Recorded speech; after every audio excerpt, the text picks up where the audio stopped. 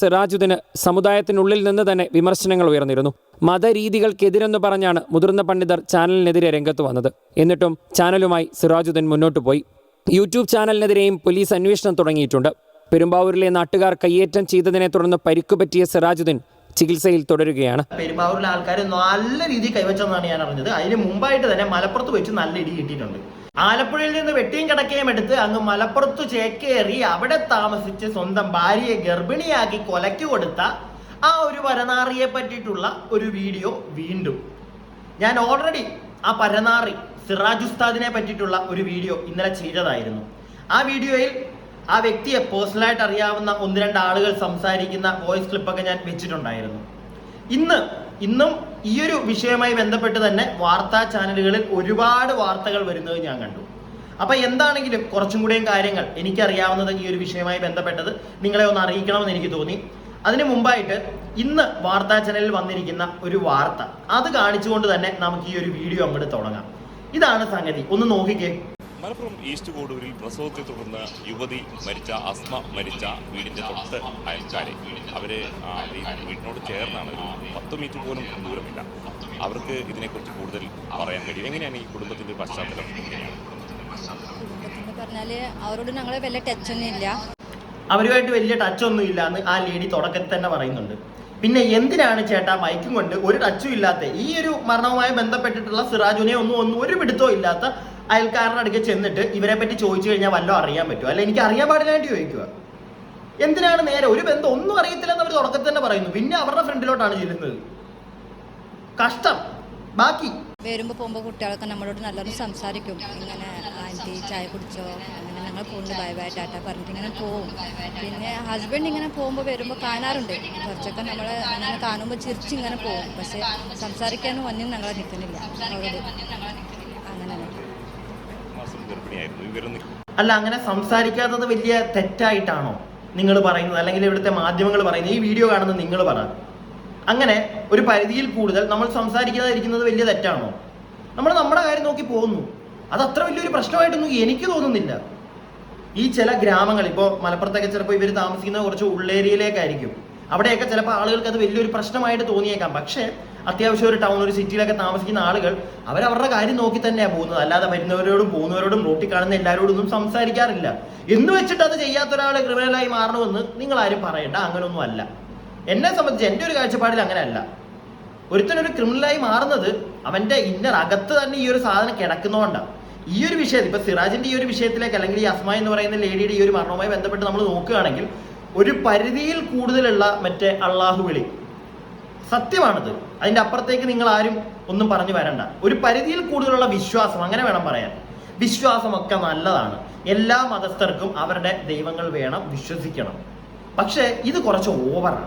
ഈ ഓവറായി പോയി കഴിഞ്ഞാലുള്ള സംഗതിയാണ് ഇപ്പം ഈ ഒരു വിഷയത്തിൽ നിന്ന് എനിക്ക് മനസ്സിലായത്. ബാക്കി നിങ്ങളൊന്ന് കാണും. നിങ്ങൾക്ക് അറിയുമായിരുന്നോ? ഗർഭിണിയുള്ള കാര്യം ഇപ്പൊ രാവിലെ ഒരു ആൾ എന്നോട് ചോദിച്ചു, പ്രസവിച്ചോ, അവിടുത്തെ ആളോട് പ്രസവിച്ചോ, എന്തെങ്കിലും വിവരം കിട്ടുമോ ചോദിച്ചു ഇന്ന്. അപ്പൊ ഞാൻ പറഞ്ഞു പ്രസവിച്ചു, നമുക്ക് അത് കാരനെ അറിയില്ല, എനിക്ക് ഒന്നും അറിയില്ല പറഞ്ഞു ഞാൻ. അപ്പൊ അവർ പറഞ്ഞു നിങ്ങളോട് അറിയാൻ വേണ്ടിട്ട് ചോദിച്ചത് പറഞ്ഞവര്. ഇതെങ്ങനെയായിരുന്നു ഇയാളുടെ ഒരു പശ്ചാത്തലം? നിങ്ങളോടൊക്കെ സംസാരിക്കാറുണ്ടോ? ആൾക്കാരോടൊക്കെ സംസാരിക്കാറ് വല്ലാതെ ഇല്ല. അയാളെ എപ്പോഴും നോക്കിയാലും മറ്റേ ഈ കോത്തുണ്ടല്ലോ, എന്താണ് ഈ ജപിക്കേണ്ട സാധനം, അത് വെച്ച് ഇങ്ങനെ അങ്ങോട്ടും ഇങ്ങോട്ടും പോകുമ്പോൾ ഒക്കെ അത് വെച്ച് മറ്റേ ഇതിപ്പോൾ മൂലേറാണ്. അപ്പം അതായിട്ട് പോകലുള്ളൂ. പിന്നെ രാവിലെ ഒരു പോക്ക് പോകുമ്പോൾ ഒന്ന് ചിരിക്കും, അത്രയേ ഉള്ളൂ. പിന്നെ ഓലായിട്ട് ആൾക്കാരായിട്ട് ഇവിടെ ഒരാളായിട്ടും ടച്ചില്ല.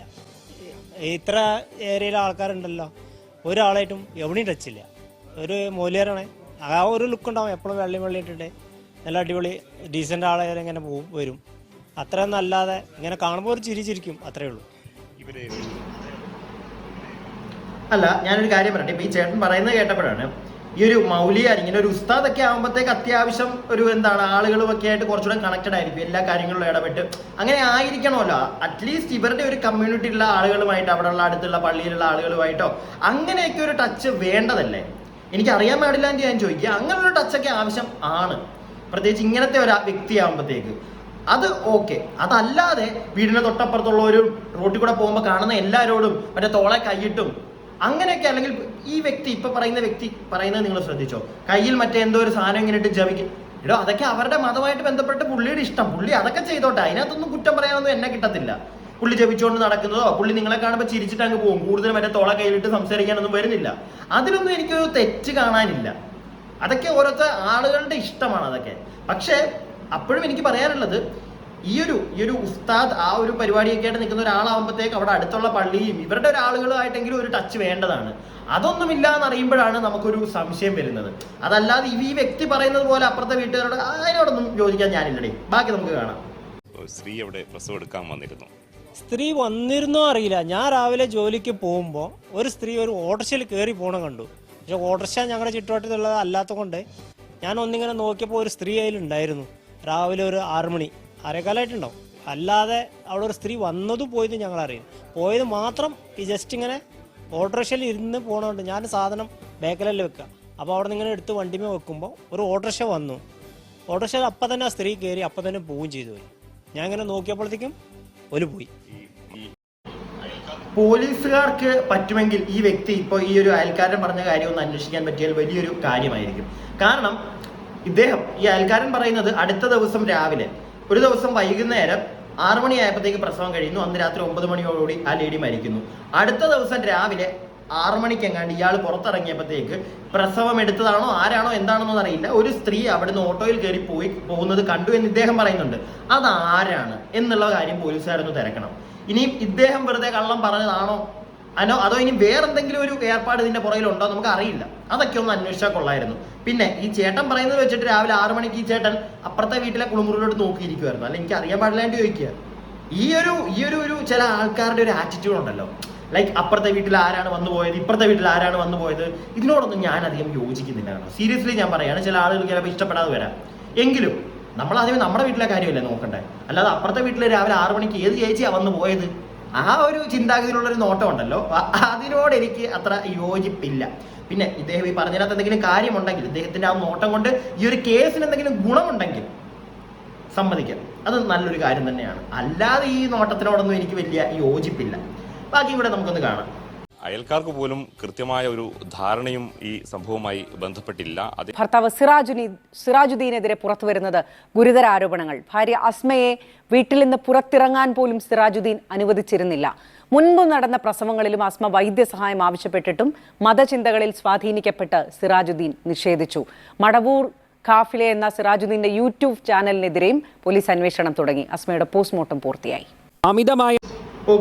അമിതമായ മതചിന്ത, ഞാൻ ഓൾറെഡി ആദ്യമേ പറഞ്ഞു, അതാണ് ഈ ഒരു വിഷയത്തിലുള്ള കുഴപ്പം. പിന്നെ ഈ ഒരു ഭാര്യ, ഈ ഒരു അസ്മ എന്ന് പറയുന്ന ലേഡി, അവരെ ഇദ്ദേഹം വീട്ടിൽ തന്നെ പൂട്ടിയിടുകയായിരുന്നു, അവരെ ആശുപത്രിയിൽ കൊണ്ടുപോയില്ല, അവർക്ക് താല്പര്യം ഉണ്ടായിട്ടും എന്നൊക്കെ പറയുന്നുണ്ട്. അതൊക്കെ എവിടുന്ന് കിട്ടിയ അറിവാണെന്ന് എനിക്ക് അറിയില്ല ഈ ചാനലുകാർക്ക്. കാരണം ഞാൻ അറിഞ്ഞത് വെച്ച് ഞാൻ അറിഞ്ഞ ആ ഒരു കാര്യം ഇവിടെ ഒരു ചാനലിലും അങ്ങനെ പറഞ്ഞ് ഞാൻ കേട്ടില്ല. കാരണം ആ ഒരു ലേഡി ഒരു അക്യൂപഞ്ചർ ഡോക്ടറാണ്.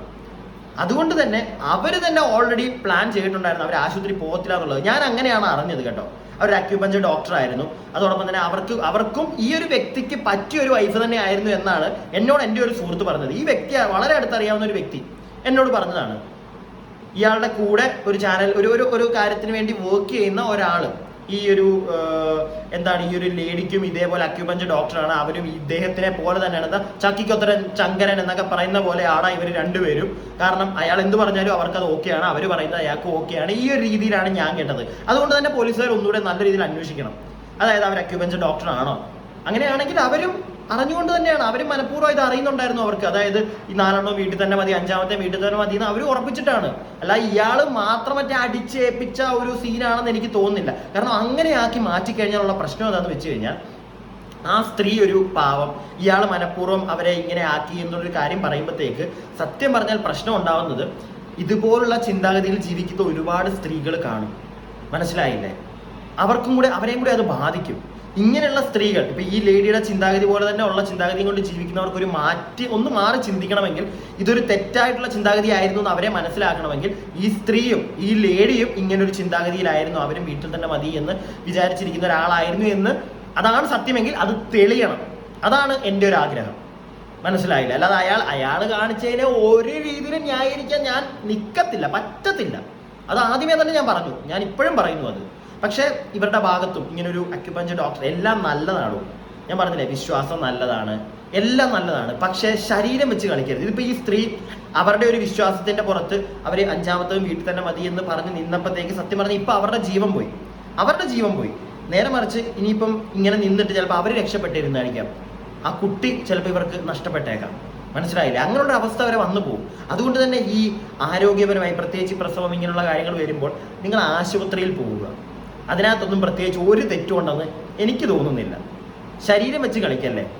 ബാക്കി കുറച്ചും കൂടി ഒന്ന് കാണാം. മതചിന്തയിലും അന്ധവിശ്വാസങ്ങളിലും വീണ് സ്വന്തം ഭാര്യയെ മരണത്തിലേക്ക് തള്ളിവിട്ട സിറാജുദ്ദീൻ. വിവാഹം കഴിഞ്ഞ് സിറാജുദ്ദീനൊപ്പം താമസം തുടങ്ങിയതിനു ശേഷം അസ്മ പുറം ലോകം കണ്ടിട്ടില്ല. തീർത്തും ഉൾവലിഞ്ഞ ജീവിതം. ഭാര്യയെ വീടിന് പുറത്തിറങ്ങാൻ അനുവദിച്ചിരുന്നില്ല സിറാജുദ്ദീൻ. കുട്ടികളെ സ്കൂളിലേക്ക് അയക്കാൻ മാത്രമാണ് ഒന്ന് പുറത്തിറങ്ങിയിരുന്നത്. ഗർഭിണികളായ നാട്ടിലെ സ്ത്രീകളെക്കുറിച്ച് ആദ്യം അറിയുന്നത് ആശാവർക്കർമാരാണ്. എന്നാൽ അസ്മ ഗർഭിണിയായതു മാത്രം അറിഞ്ഞില്ല. ജനുവരിയിൽ വീട്ടിലെത്തിയ ആശാവർക്കർമാരോട് ജനലിലൂടെ മാത്രമാണ് അസ്മയൊന്നും മിണ്ടിയത്. മുൻപ് നടന്ന പ്രസവങ്ങളിലും വൈദ്യസഹായം തേടിയെങ്കിലും സിറാജുദ്ദീൻ നിഷേധിച്ചതായാണ് വിവരം. മടവൂർ ഗഫിലെ എന്ന യൂട്യൂബ് ചാനലും മതചിന്തകളും സിറാജുദ്ദീനെ സ്വാധീനിച്ചെന്നാണ് പോലീസിന്റെ സംശയം. ഭാര്യയുടെ പ്രസവം വീട്ടിൽ തന്നെ നടത്താമെന്ന ചിന്തയും അങ്ങനെ വന്നതാവാമെന്ന് പോലീസ്. CM മടവൂരിന്റെ കഥകൾ പ്രചരിപ്പിക്കാൻ യൂട്യൂബ് ചാനൽ തുടങ്ങിയതിന് സിറാജുദ്ദീന് സമുദായത്തിനുള്ളിൽ നിന്ന് തന്നെ വിമർശനങ്ങൾ ഉയർന്നിരുന്നു.